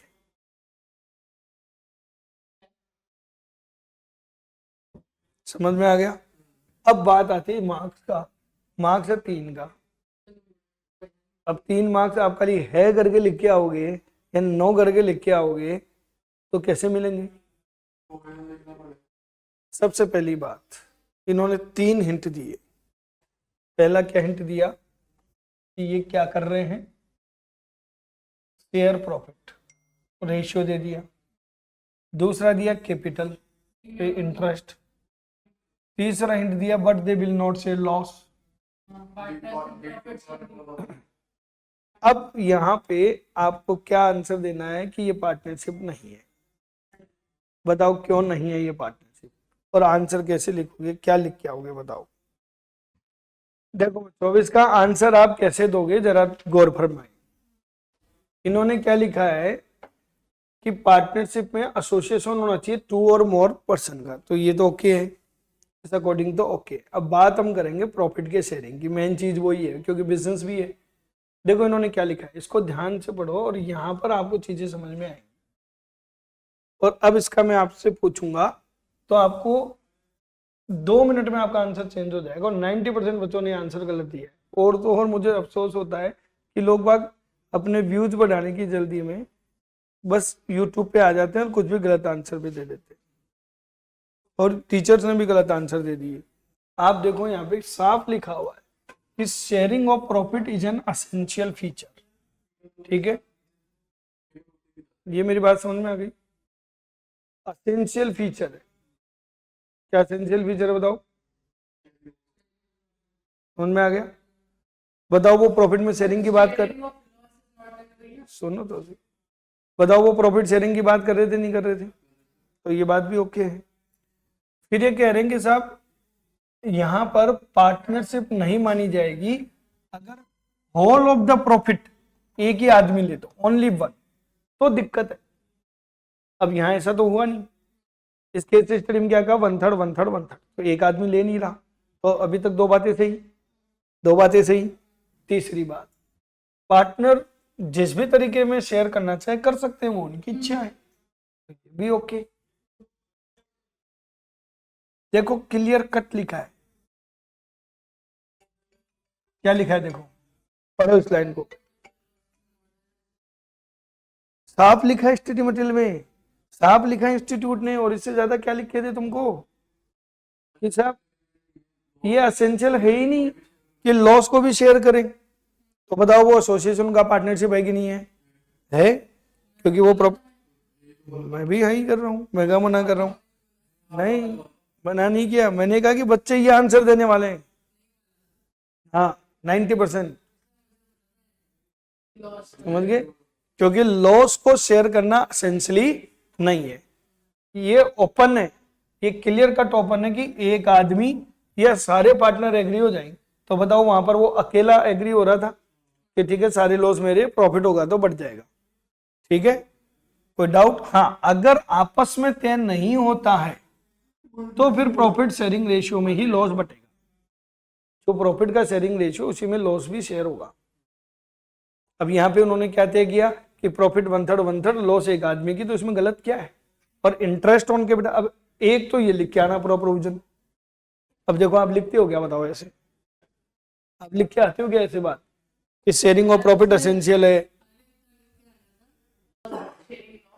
हाँ ठीक है, इतना लिख दो कि पूरे मार्क्स मिल जाएंगे। ठीक है, इतना लिख दो कि पूरा मार्क्स मिल जाएगा, कोई बात नहीं, एक आध पॉइंट रह गया, कोई बात नहीं, इतना मिल जाएगा पूरा मार्क्स। समझ में आ गया, ऐसे लिख के आना है कि साहब आपने अगर खाली क्या शेयर किया है प्रॉफिट, तो ये पार्टनरशिप है। लेकिन ये तो आधा ही आंसर हुआ। क्वेश्चन में एक और बात लिखी क्या, इंटरेस्ट ऑन कैपिटल, तो वो हो गई सेक्शन 13। सेक्शन 13 ये कह रही कि इंटरेस्ट ऑन कैपिटल दिया जा सकता है, पर पहली कंडीशन एग्रीमेंट में लिखा हो, वो लिखा ही है इन्होंने। दूसरी कंडीशन प्रॉफिट हो, तो out of profit interest on capital दिया जा सकता है। समझ गए, आगे बढ़े, चलो नेक्स्ट क्वेश्चन। नेक्स्ट क्वेश्चन है थर्ड का, ए का फर्स्ट बता दिया, ये पार्टनरशिप का ही क्वेश्चन है, बहुत ही अच्छा क्वेश्चन। चलो पढ़ो और पढ़ के बताना। मयंक जो है वो वर्किंग कर रहा है, मयंक क्या कर रहा है, वर्किंग कर रहा है as a construction contractor from several year, यानी कि मयंक एक कंस्ट्रक्शन कॉन्ट्रैक्टर है और वो कई टाइम से क्या कर रहा है, वर्किंग कर रहा है। समझ में आ गई बात। अब उसने क्या किया, मयंक ने रूप सिंह को, एक लेबर और मटेरियल कॉन्ट्रैक्टर है रूप सिंह, उसको उसने एंगेज किया कि तू रॉ मटेरियल खरीदना, लेबर खरीदना, कंस्ट्रक्शन साइट पे तेरे को ही लेबर पहुंचानी है, तेरे को ही रॉ मटेरियल देनी है, और सारे एक्सपेंसेस जो भी होंगे वो मेरे होंगे, तुझे तो सिर्फ प्रोवाइड करवाने हैं हमें। मतलब जो भी सीमेंट रोड़ी बजरी जो भी आएगी पैसे मैं दूंगा, लेबर का भी जो सैलरी होगी वो मैं दूंगा, तुझे सिर्फ पहुंचाना है वहां पे लोगों को। मयंक इस बात को लेकर एग्री हो गया कि जो भी कॉन्ट्रैक्ट अमाउंट आएगी उसका मैं 5% तेरे को दूंगा। तो बताओ ये पार्टनरशिप है क्या? ये पार्टनरशिप नहीं है, क्योंकि यहाँ पर पहली बात तो एजेंसी नहीं है, दूसरी बात ये पार्टनरशिप नहीं है क्योंकि ये सिर्फ क्या दे रहा है, कमीशन। तो कमीशन एजेंट ही होता है, ये पार्टनरशिप नहीं है। अब ये हाँ, अब देखो बात आती है कि सर ये तो हमारे समझ में आ गया कि पार्टनरशिप नहीं है, और ये देखो प्रॉब्लम क्या है कि लिखेंगे कैसे, लिखेंगे कैसे? तो देखो इसका आंसर कहां से दोगे, देखो टॉपिक क्या लगेगा, ट्रू टेस्ट ऑफ पार्टनरशिप, क्योंकि टेस्ट करना है ना पार्टनरशिप है नहीं है। तो क्या लिखोगे, उनके बीच में एक एग्रीमेंट हो, चलो एग्रीमेंट हुआ था, पर क्या प्रॉफिट शेयरिंग की बात हुई, तो पार्टनरशिप खत्म, ये पार्टनरशिप है ही नहीं। और क्या 5% कमीशन का दे रहा है ना, वो क्या कह रहा है, कॉन्ट्रैक्ट अमाउंट का 5% देंगे। प्रॉफिट में से तो देगा, वो तो हो गया प्रॉफिट शेयर। ऐसे थोड़ी होता है, ऐसे तो हर चीज ही प्रॉफिट से होती है। वो तो लिखिएगा ना साफ साफ कि प्रॉफिट में से इतना हिस्सा है। ये तो कह रहा है, क्या कह रहा है, कॉन्ट्रैक्ट अमाउंट का 5% हम आपको देंगे, तो वो तो कमीशन का नेचर। तो उसने प्रॉफिट की शेयरिंग नहीं की, इसलिए ट्रू टेस्ट नहीं है, ठीक है। और ना ही वो बिजनेस कर रहा है, देखो, क्योंकि वो तो इसे प्रोवाइड करवा रहा है। अब यहां पर ये क्वेश्चन कहां से बनाया इन्होंने, ये लो, ये लिख के और यहां पर ये आंसर देना है। क्या आंसर दोगे कि मान लो अगर कोई आदमी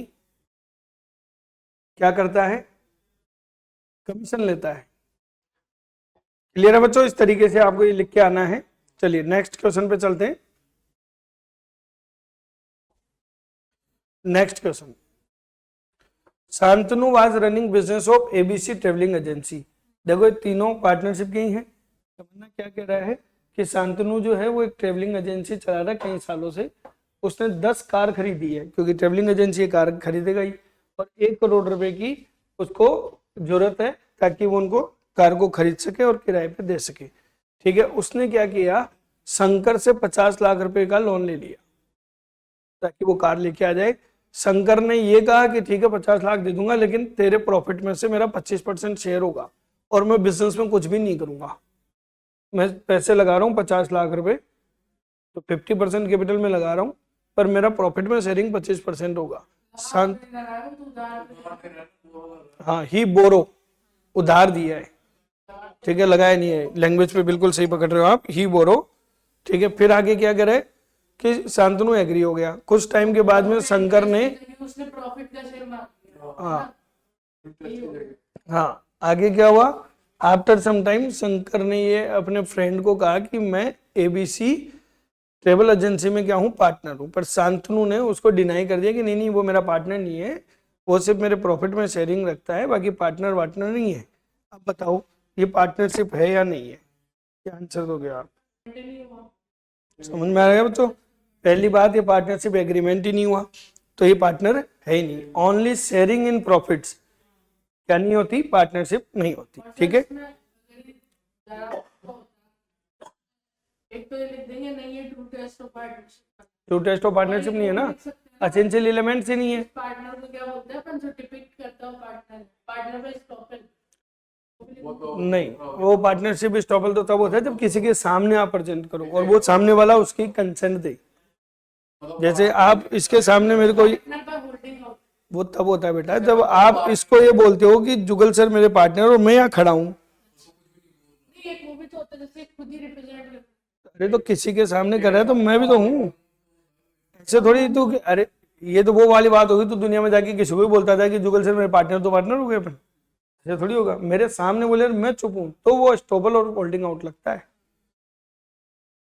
अब मैं आपको डिटेल में प्रोविजन की तरफ नहीं ले जा रहा हूं क्योंकि लंबी क्लास हो जाएगी। मैं आपको सिर्फ अब सीधे सीधे आंसर बता रहा हूं पेपर सॉल्यूशन के, आपको तरीका समझ में आ ही गया। क्या कह रहे हैं देखो, स्तुति टेक्सटाइल प्राइवेट लिमिटेड एक होल्ली ऑन सब्सिडरी है एसएस टेक्सटाइल लिमिटेड की, समझ में आ रहा है।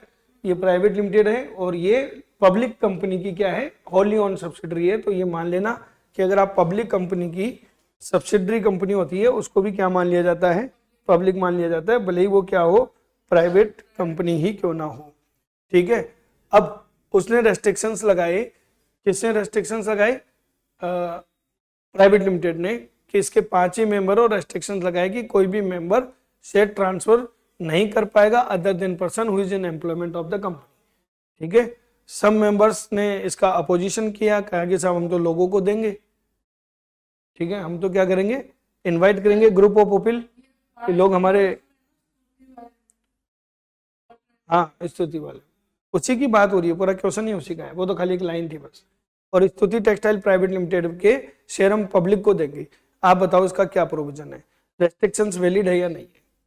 देखो, भले ही ये पब्लिक कंपनी की सब्सिडरी है होली ओन्ड और इसको एज ए पब्लिक कंपनी माना जाता है, पर चूंकि इसका इनकॉर्पोरेशन किस रूप में हुआ है तो ये पब्लिक से क्या नहीं कर सकती, बताओ, पब्लिक से शेयर नहीं ले सकती, इसको प्रोविजन से, पर रेस्ट्रिक्शंस लगा सकती है, वो वैलिड है। क्लियर? नेक्स्ट, ये समझ में आ गया? नेक्स्ट, अच्छा बच्चों अब ध्यान से सुनो, पेड अप कैपिटल और टर्नओवर दिया हुआ है किसका? आराध्या कॉस्मेटिक प्राइवेट लिमिटेड का। अब देखो इन्होंने अमाउंट भी क्या दी है, वो दी है जो स्मॉल कंपनी की है। पेड अप कैपिटल 4 करोड़ और टर्नओवर कितना? 45 करोड़, जबकि नियम है 4 और 40 का। 5 हाँ अब बढ़ गया, अब चेंज हो गया 5 और 50। तो देखो ये क्या है कि साहब ये कह रहे हैं कि हम स्मॉल कंपनी के कुछ प्रोविजन फॉलो नहीं करेंगे। ठीक है, जो सेक्शन 285 में लिखा है, कंपनी सेक्रेटरी ये कहती है कि चूंकि ये क्या नहीं है, स्मॉल कंपनी नहीं है, क्योंकि ये इसकी होल्डिंग कंपनी है। बताओ स्टेटस क्या होगी? क्वेश्चन समझ में आ गया क्या? बताओ बच्चों, मेरा सिंपल सा क्वेश्चन है, क्या ACPL को स्मॉल कंपनी माना जाएगी नहीं माना जाएगी? क्वेश्चन समझाऊं या प्रोविजन समझाऊं? लो बच्चों ध्यान से देखो। हाँ बच्चों, तो देखो इसका आंसर कैसे दोगे, पहले तो स्मॉल कंपनी की डेफिनेशन दोगे।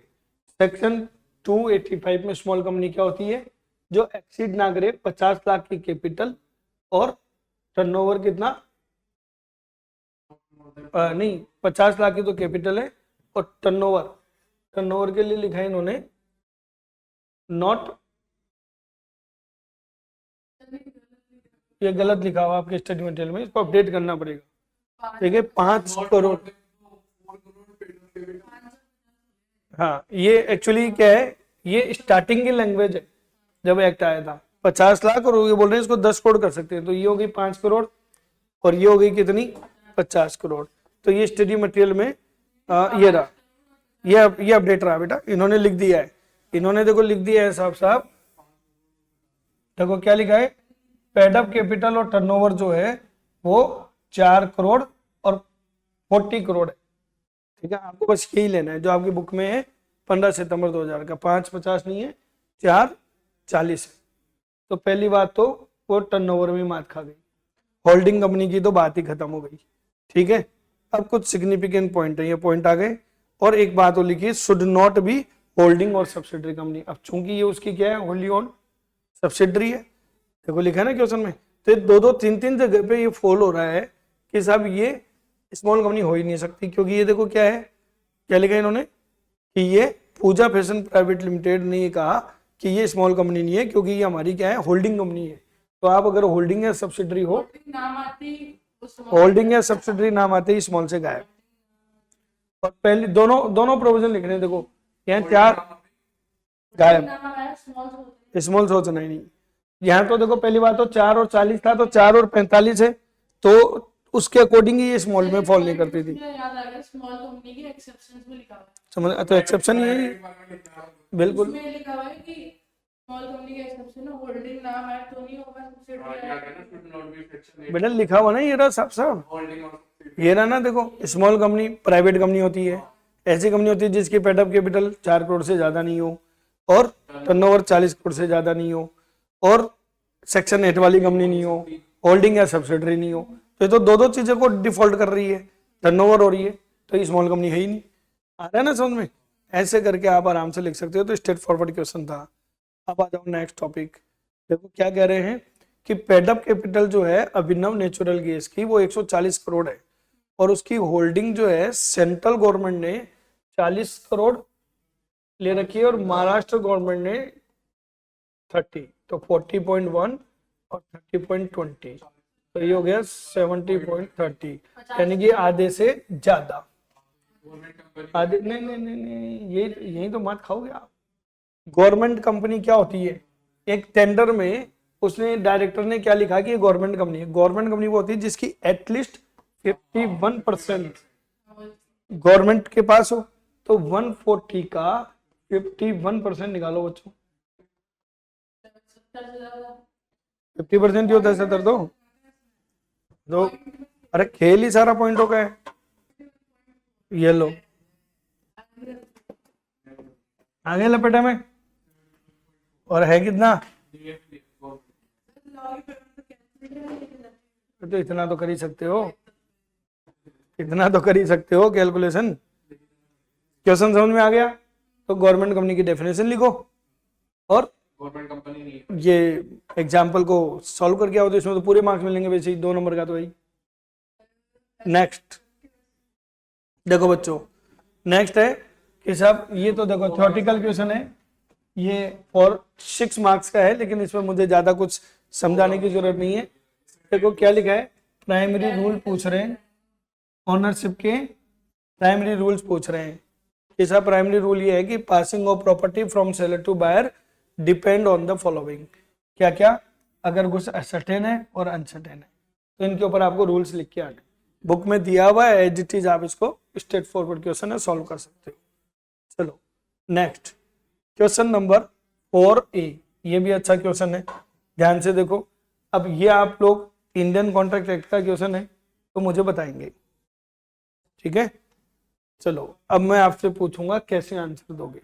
चलिए स्टार्ट करते हैं। भूवी का बोरोड 4,75,000, हाँ भुवन बोरोड ऐसे मान लो। भुवन ने अपने रिलेटिव मदन से 4,75,000 रुपये 5 अप्रैल 2020 को 1% इंटरेस्ट की रेट पे लिया पर मंथ 5 ईयर के लिए, ताकि वो अपना कॉस्मेटिक स्टोर को रन कर पाए, ठीक है। फिर हाँ 1% पर मंथ है बेटा, 12% हो गया, ठीक है ना, और 5 साल के लिए लिया। अब क्या हो रहा है कि साहब वो कंटिन्यूसली इंस्टॉलमेंट और इंटरेस्ट एवरी मंथ पे भी कर रही है, पर अचानक से कुछ नेचर केयर प्रोडक्ट आ गए, तो कॉस्मेटिक को कौन पूछेगा जब एलोवेरा आ गया और ये आ गया, तो उसका जो प्रोडक्ट है वो बेकार हो गई और वो फिर इंस्टॉलमेंट पे नहीं कर पाई। अब यहां तक की तो थी कहानी, यहां मिला पहला hint, the debt got time barred by limitation, यानी कि क्वेश्चन किसका है? टाइम बार्ड डेट का क्वेश्चन, ठीक है। अब क्या करें, चूंकि ये रिश्तेदार थे तो रिश्तेदारों का बहुत जबरदस्त दबाव था, क्योंकि रिलेटिव थे ना, तो भूविका ने इसको प्रॉमिस किया। अब प्रॉमिस में दूसरा हिंट, कैसे प्रॉमिस किया? राइटिंग में, ठीक है, समझ में आ गया। Section 25, no consideration no contract, लेकिन उसका एक्सेप्शन कि अगर आप टाइम बार्ड डेट्स का पेमेंट करने का प्रॉमिस करते हो तो वो वैलिड होगा, भले ही वो लिमिटेशन एक्ट के बियॉन्ड है, फिर भी वैलिड होगा, बशर्ते कि वो किस में हो? रिटर्न में, ठीक है। रिश्तेदारों के दबाव में आ गई, तो मेरे हिसाब से समझ में आ गया। तो बताओ ये रिकवरेबल है या नहीं है? लीगली रिकवरेबल है कि नहीं है? बिल्कुल है। कौन सी सेक्शन लिखोगे? 25 कर सकते हो ना? आगे समझे, चलिए आगे चलते हैं। अच्छा इसमें ऊपर वाले में उसको पैसे देने पड़ेंगे ना? हाँ? पैसे देने पैसे देने पड़ेंगे, वो लीगली ले सकता है। 2 नंबर का बस इतना सा लिखना है, 1 नंबर तो इसका आंसर देने का, 1 नंबर सेक्शन 25 का एक्सेप्शन लिखने का कि रिटर्न में है, टाइम बार्ड डेट है, प्रोविजन लिखो और कंक्लूजन लिखो। बस। नहीं प्रोविजन तो छोटा सा ही तो है, इतना सा ही तो लिखता है, टाइम बार्ड डेट्स अगर राइटिंग में एग्रीमेंट होता है तो विदाउट कंसिडरेशन के भी वो वैलिड है, बस ये प्रोविजन हो गया। सेक्शन 25 लिखनी है और ये आंसर लिखना है। चलो दूसरा बताओ फटाफट, थोड़ा फुर्ती करो बच्चों, टाइम ज्यादा हो रहा है। Chaya and Avir are very good friends. On Chaya's birthday, Avir gifted on iPhone. Gift का एग्रीमेंट है, हिंट मिल गया सीधा सीधा।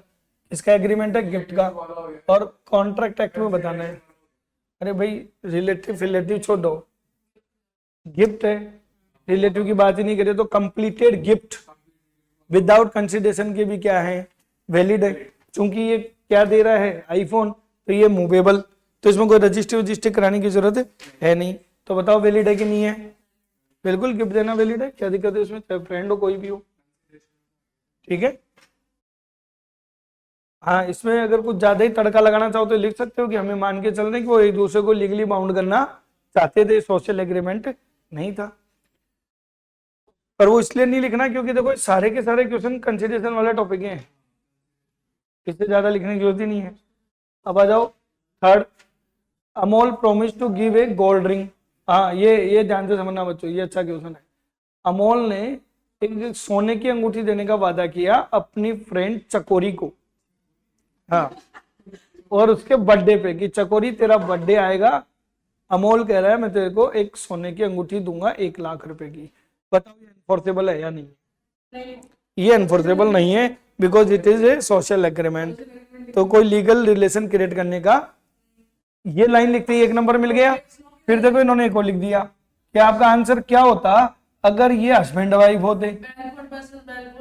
नहीं, अगर ये हस्बैंड वाइफ होते तो, अगर हस्बैंड वाइफ होते और इनका एक दूसरे को लीगली बाउंड करने का इंटेंशन था तो नेचुरल लव एंड अफेक्शन की वजह से विदाउट कंसिडरेशन के भी वैलिड होगा। सर अमोल एंड चकोरी का हस्बैंड वाइफ भी होते हैं, हाँ तो भी सर बिल्कुल, मैं क्या कह रहा हूँ ये तो समझाना है आपको। पहले तो ये लिखना है कि यहाँ क्या होगे, नहीं, क्योंकि सोशल एग्रीमेंट है। फिर उसका रीजन, फिर इसके 2 आंसर दोगे कि अगर नो और फिर यस और उसका रीजन, और दोनों के केस स्टडी और उसके सेक्शन वेलफेयर और ये वाले केस स्टडी। आगे बात समझ में, ऐसे करके 3 नंबर मिलेंगे। अब देखो इसमें देखो आपका कॉन्फिडेंस डबल, क्योंकि इतना कोर्स आप मेरे से कर चुके, करते देखो कैसे कट कट बोल रहे हो। इसलिए मैं पढ़ाता हूँ इस तरीके से कि बच्चों ऐसे तैयारी करोगे तो तुम्हारे समझ में आएंगी कि कैसे लिखना है। पेपर इस तरीके के आ रहे हैं ना भैया। और भैया फिर से 7 मार्क्स का, पर इसमें कुछ भी नहीं है। अच्छा देखो एक क्वेश्चन इस बार भी आया है जिसमें सारे बच्चे गलत करके आएंगे, अभी दिखाऊंगा। इस बार एक क्वेश्चन है, अभी बताऊंगा आपको। देखो ये तो प्रोमिसरी नोट की डेफिनेशन देनी है आपको, क्या क्या एसेंशियल एलिमेंट्स हैं। ये तो कुछ नहीं है, तो थ्योरी उठा के चिपकानी है, बुक में दिया हुआ है। ये प्रोमिसरी नोट आते हैं एसेंशियल एलिमेंट्स, उसको लिख के आ जाओ। चलो इसमें मुझे कुछ नहीं समझाना। अच्छा ये भी छोटी गल, ये जो पहला चैप्टर है आपका रेगुलेटरी फ्रेमवर्क, उनमें दोनों का नाम लिखा हुआ है, लिख के आना। तो इसमें मुझे कुछ नहीं समझाना, ये आप कर सकते हो। आ जाओ क्वेश्चन नंबर 5। राज एक टेल्कम पाउडर का, हाँ ये अच्छा क्वेश्चन है। ऑर्डर वाला 2-3 बार कुछ ज्यादा ही क्रीम लगाती होंगे इंस्टीट्यूट वाले। और आएगा सामान का जो भी क्वेश्चन आएंगे, मटेरियल के जो भी क्वेश्चन आएंगे सोगा से ही आएंगे। तो ये क्या कह रहा है कि राज ने टेल्कम पाउडर का मैन्युफैक्चरर है, हिंट देख लेना बच्चों, मैन्युफैक्चरर है। और विकास ने टेल्कम पाउडर राज से खरीदा और उसको यूज करने के बाद उसके स्किन में इरिटेशन हो गया। समझ में आ रही है? स्किन पे क्या हो गया? इरिटेशन हो गई, ठीक है, क्योंकि उसमें कुछ केमिकल्स थे। हाँ, क्योंकि इसमें कुछ केमिकल थे टेल्कम पाउडर में। अब विकास ये प्ली दे रहा है कि राज रेस्पॉन्सिबल है, उसको ये बीमारी राज की वजह से हुई है। राज ने डिनाई कर दिया कि साहब मेरी कोई लाइबिलिटी नहीं है, मैं रेस्पॉन्सिबल नहीं हूं, तुम खुद अपनी आंखें खोल के देखते किवी टेम्परेचर लगा दिया उसने। आप एग्जामिन करेंगे, बताओ राज रेस्पॉन्सिबल है या नहीं है? बिल्कुल है। अब आंसर बताओ क्या दोगे? हाँ देखो, अब हम बात करते हैं सोगा की।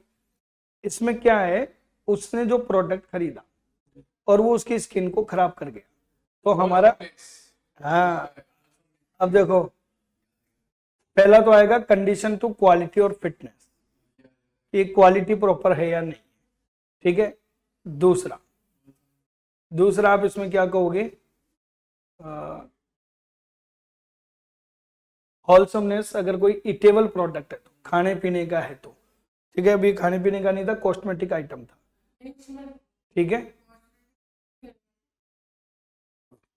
और ये देखो वारंटी एज टू क्वालिटी और फिटनेस, लेकिन ये कह रहे हैं फॉर ए पर्टिकुलर पर्पज, अगर पर्टिकुलर पर्पज के लिए है तो वारंटी लगेगी। और आखिरी ये भी लिख सकते हो कि disclosure of dangerous nature of goods, ठीक है। तो ये ब्रीच ऑफ वारंटी करके, इसलिए हमने इसको क्या नाम दे दिया। ऐसे 2-3 को मिक्स करके आपको इसका आंसर देना है और क्या बताओगे कि नहीं साहब राज रेस्पॉन्सिबल है। अब सुनो, इसको ध्यान से समझना। बी आंसर बताओ, 7 मार्क्स का है ना ये, सेकंड आंसर बताओ क्या दोगे। आपका आंसर डिफरेंट होता क्या, अगर राज केवल क्या होता बताओ, ट्रेडर होता। ठीक है, आगे क्या कह रहे हैं, वो सील्ड कंटेनर में बेचता, मतलब वो खुद नहीं बना रहे, दूसरे का माल है, सील है। If it is sale by description, hint मिल गया, बताओ क्या हो गया, कंडीशन एज टू डिस्क्रिप्शन, भी जैसा लिखा होता आपने वैसे बताया, फिर आपकी कोई अड़क नहीं है। 7 मार्क्स का है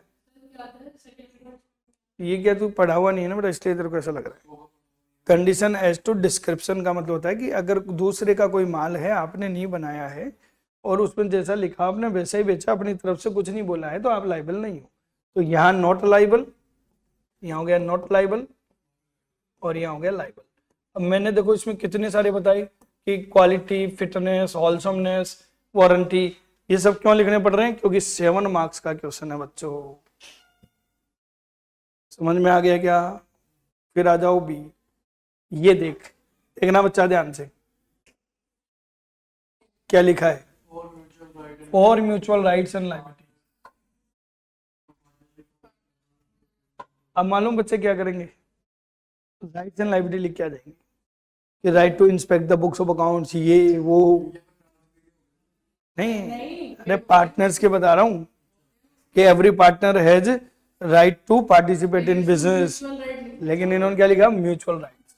और अब मालूम गलती कहां करते हैं, म्यूचुअल शब्द आते ही सेक्शन कौन सी लगेगी, 30, और इसमें है खाली 6, एक नहीं 13 A B C D E F, 6 sub section है इसकी। तेरा यार दिमाग खराब हो गया, पार्टनरशिप में फ्री कंसेंट घुसा रहा,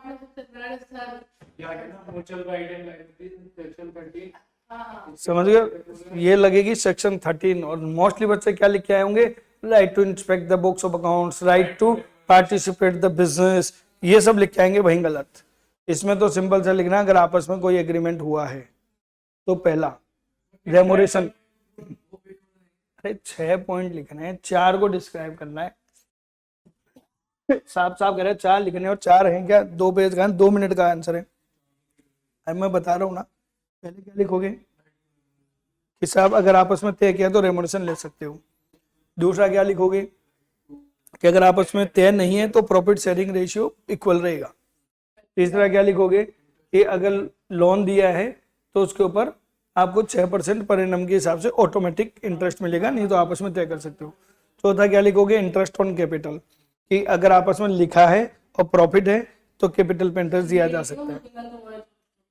ये सबसे ज्यादा गलत होगा बच्चों का, 90% बच्चों ने, क्योंकि वो पढ़ ही नहीं रहे, फॉर म्यूचुअल राइट्स पूछ रहे हैं। और टॉपिक आपकी बुक में टॉपिक उठा के देखोगे ना, लो देखो दिखाता हूं मैं आपको, ये इतना इजी तरीके से समझाते हैं आपको।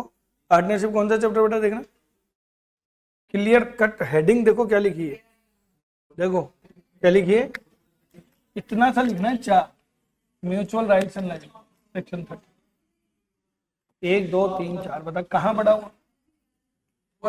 हेलो हेलो यही तो बता रहा हूँ, वही तो मार खाओगे तुम, हेलो हेलो, नहीं तो मार खाओगे। पेज नंबर बोल,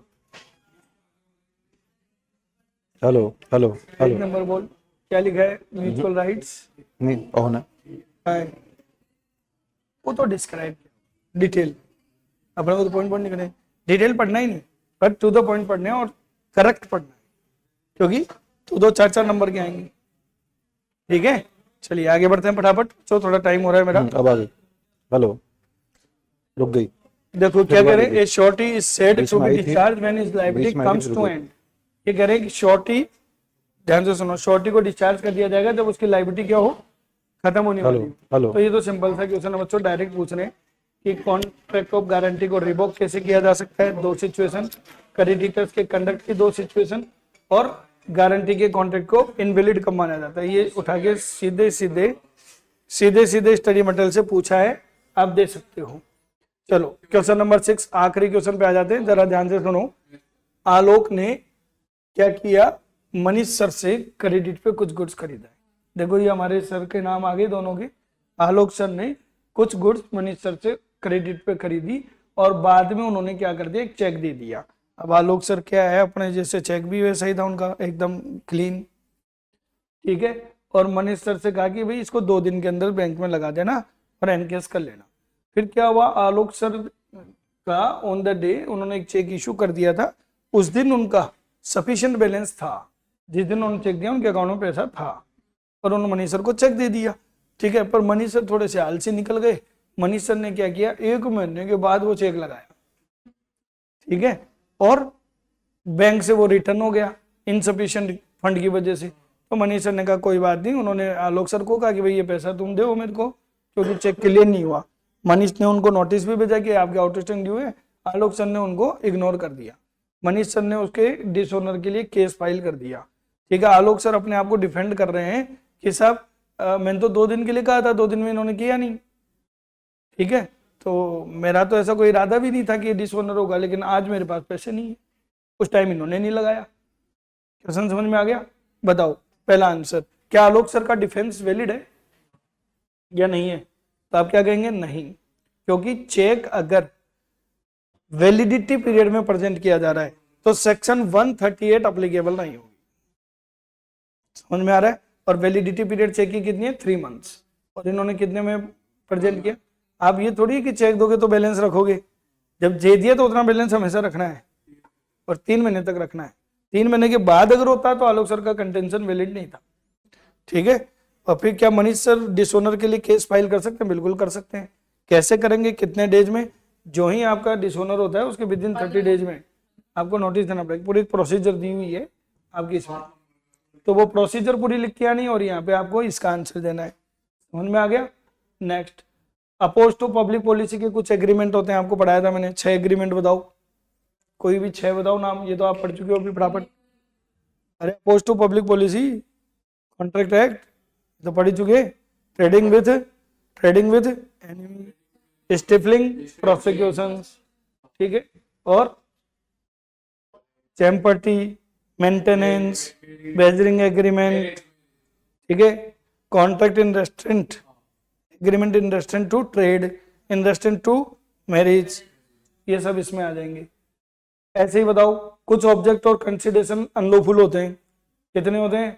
7, कितने हैं? 6 लिखने हैं। बताओ कब कब होते हैं? जब वो लॉ के अगेंस्ट हो, या ऐसे हो जिसको अगर परमिशन दे दी तो लॉ को डिफीट कर देगा, या फिर फ्रॉडुलेंट हो, या किसी पर्सन को इंजरी करे, या इमोरल हो, ठीक है, या अपोज टू पब्लिक पॉलिसी हो। ये 6 लिख के आने हैं। तो ये तो बहुत सिंपल सा था। सूट फॉर स्पेसिफिक परफॉर्मेंस क्या होता है? 2 कंडीशन बताओ। देखो सेल्स ऑफ गुड्स एक्ट में सूट फॉर स्पेसिफिक परफॉर्मेंस का मतलब होता है कि अगर आपने कोई प्रोडक्ट खरीदा है तो आपको वो ही नहीं, सेल्स ऑफ गुड्स एक्ट लिखा है ना, बस बिल्कुल लास्ट का थ्योरी का है। ये कह रहे हैं कि भैया अगर आपने स्पेसिफिक परफॉर्मेंस के लिए बोला है तो इसका मतलब आपको वो माल लेना ही लेना है, आप उससे पैसे नहीं ले रहे। तो ये बोल रहे हैं कि ऐसा कब मिलेगा, कोर्ट कब आपको इन्वॉल्व करेगा, बताओ कब नहीं करेगा।